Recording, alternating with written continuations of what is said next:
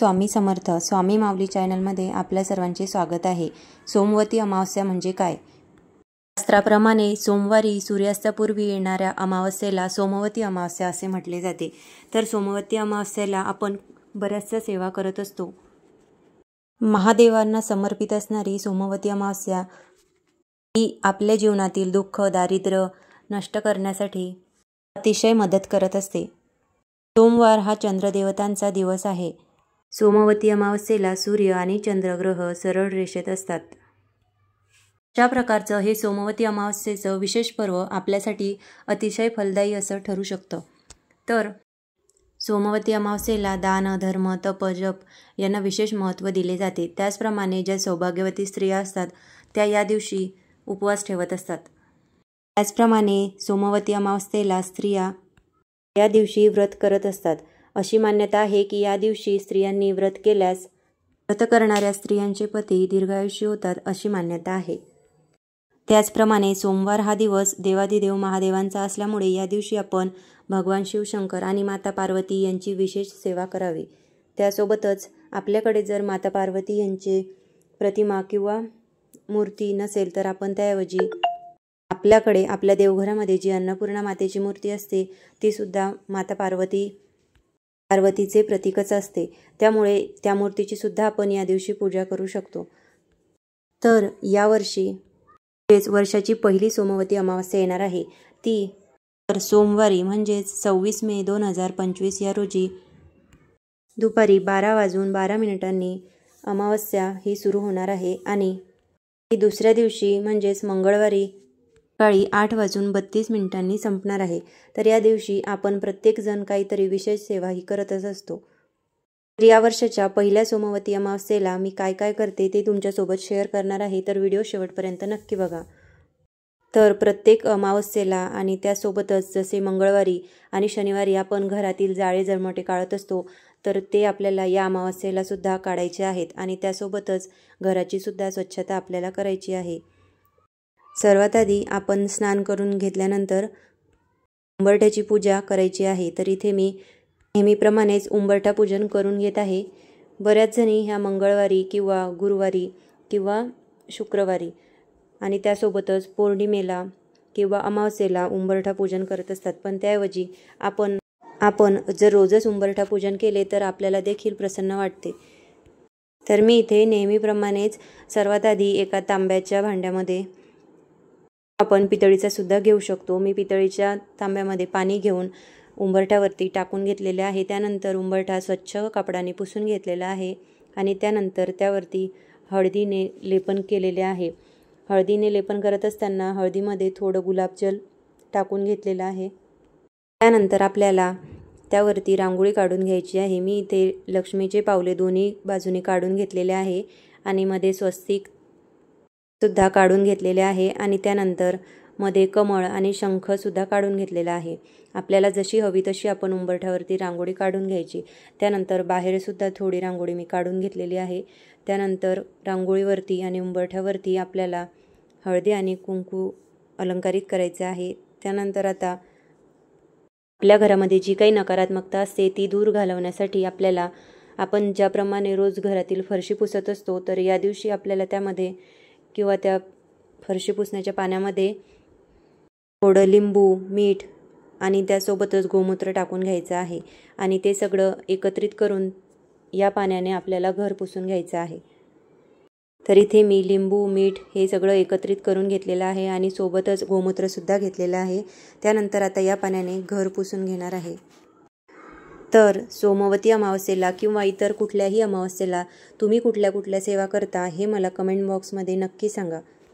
तर आता इथे मी या पाण्याने सगळं घर पुसून घेणार आहे आणि त्यानंतर आपण देवपूजा करणार आहोत। तर इथे मी देवपूजा करण्यासाठी सर्वात आधी दिवा लावून घेते आहे। कुठलीही पूजा करत असताना आपल्याला दिवा लावून घ्यायचा आहे, कारण दिवा जर आपण लावला नाही तर ती पूजा अपूर्णच मानली जाते। दिव्याच्या साक्षीने कुठलीही पूजा ही केली जात असते। त्यामुळे सर्वप्रथम आपण दिवा लावून घ्यायचा आहे। तर इथे मी दिवा लावून घेतलेला आहे आणि दिव्याच्या वरच्या बाजूला जे बाऊल आहे त्याच्यामध्ये भीमसेनी कापूर टाकून घेणार आहे। भीमसेनी कापराने आपल्या घरात जी काही नकारात्मकता असते ती दूर होण्यास मदत होत असते.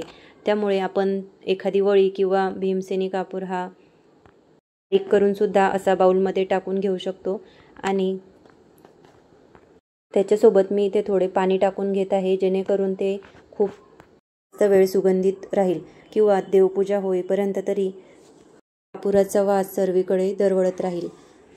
तर आता माझा दिवा लावून झालेला आहे आणि यानंतर देवपूजेला मी सुरुवात करणार आहे. ज्याप्रमाणे आपण पौर्णिमेला किंवा इतर कुठल्याही शुभप्रसंगी देवांना पंचामृताने स्नान घालतो, त्याचप्रमाणे अमावस्येला सुद्धा मी देवांना पंचामृताने स्नान घालत असते. मंडळी, सोमवारी येणाऱ्या अमावस्येला विशेष धार्मिक महत्त्व आहे. या दिवशी स्नान, दान आणि पितृतर्पण करणे हे मानले जाते. यावर्षी 2025 मधील वैशाख महिन्यातील सोमवती अमावस्या ही 26 मे रोजी आहे. या दिवशी शनैश्वर जयंती सुद्धा आहे.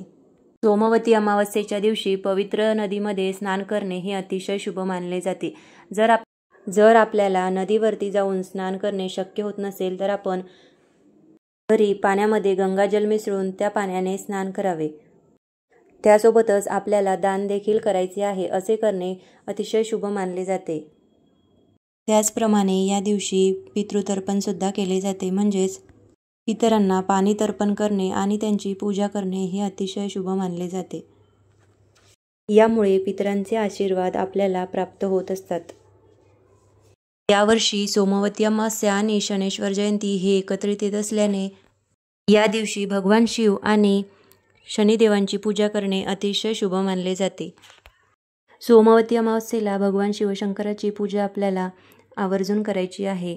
आपल्याकडे जर महादेवाची पिंड नसेल किंवा प्रतिमा नसेल तर त्याऐवजी आपण मातीची सुद्धा पिंड करून त्याची पूजा या दिवशी करू शकतो. किंवा त्यासोबतच वाळूची सुद्धा आपण पिंड तयार करून या दिवशी सोमवती अमावस्येला त्याची पूजा करू शकतो. भगवान शंकरांसोबतच आपल्याला माता पार्वतीची सुद्धा या दिवशी पूजा करायची आहे. आपल्याकडे जर माता पार्वतीचे फोटो किंवा मूर्ती नसेल तर आपण आपल्याकडे जी अन्नपूर्णा मातेची मूर्ती आहे त्याची सुद्धा या दिवशी पूजा अर्चा करू शकतो. आता इथे मी उंबरठा पूजन झाल्यानंतर देवपूजेला सुरुवात केलेली आहे. सर्वात आधी गणपती बाप्पांना स्नान घालून घेत आहे. सर्वात आधी पाण्याने आणि त्यानंतर पंचामृताने आणि परत एकदा पाण्याने गणपती बाप्पांना स्नान घालून घेत आहे. अशा प्रकारे एक एक करून सर्व देवी देवतांना स्नान घालून घेणार आहे. पूजा करताना त्याचप्रमाणे देवी देवतांना स्नान घालत असताना आपल्याला आपल्या कुलदेवीचा किंवा इतर कुठल्याही देवी देवतांचा मंत्र किंवा स्तोत्र याचे पठण करायचे आहे. त्यासोबतच श्री स्वामी समर्थ या मंत्राचा सुद्धा जाप आपण पूजा करेपर्यंत करू शकतो. तर आता इथे मी बाळगोपाळांना सुद्धा पाण्याने, पंचामृताने आणि परत एकदा पाण्याने स्नान घालून घेत आहे. त्यानंतर बाळकृष्णांची मूर्ती स्वच्छ पुसून परत देवघरामध्ये विराजमान करून घेणार आहे. तर असे करून प्रत्येक देवी देवतांना स्नान घालून देवघरामध्ये विराजमान करून घेणार आहे. असे म्हटले जाते, सोमवती अमावस्येच्या दिवशी केलेले उपाय हे शुभ आणि सकारात्मक परिणाम देत असतात.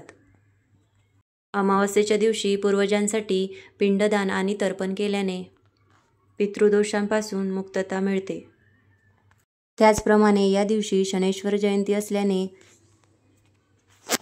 शनी उपासना करणे ही अत्यंत लाभदायी मानले जाते. शनी हा नवग्रहामधील अतिशय महत्त्वाचा असा ग्रह मानला जातो. शनी महादेव शिवशंकर यांना गुरु मानतो. शनी जयंती ही सोमवारी येत असून या दिवशी सोमवती अमावस्येचे व्रताचरण केले जाणार आहे. त्यामुळे शनी जयंतीच्या दिवशी केलेले शिवपूजन हे अतिशय फलदायी आणि लाभदायी मानले जाणार आहे. सोबतच या दिवशी भगवान शिवशंकरांसोबत माता पार्वतीचे पूजन केल्याने सुख, शांती आणि समृद्धी मिळते अशी मान्यता आहे. आपल्याला जर शक्य असेल तर आपण या दिवशी महादेवाच्या मंदिरामध्ये जाऊन जलाभिषेक, रुद्राभिषेक नक्की करावा. या दिवशी शंकराचे नामस्मरण, पूजन, भजन करण्याने विशेष पुण्य प्राप्त होते अशी मान्यता आहे. यानंतर धूप, दीप, नैवेद्य दाखवून आरती करावी. त्यासोबतच शिवपंचाक्षर मंत्र हा 108 वेळा नक्की म्हणावा.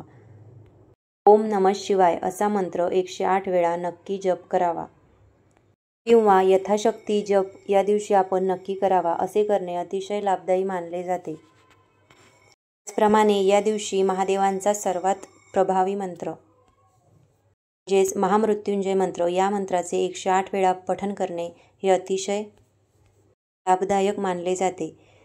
तर आता इथे माझी सर्व देवपूजा करून झालेली आहे. त्यानंतर देवी देवतांना गंध आणि कुंकू लावून घेत आहे. जे पुरुष देवता आहे त्यांना इथे मी गंध लावून घेतलेला आहे आणि त्यानंतर ज्या स्त्री देवता आहे त्यांना कुंकू लावून घेतलेला आहे. कुंकूमध्ये थोडं गुलाबजल मिक्स करून घेतलेलं आहे. त्यानंतर आता सर्व देवी देवतांना फुले अर्पण करणार आहे.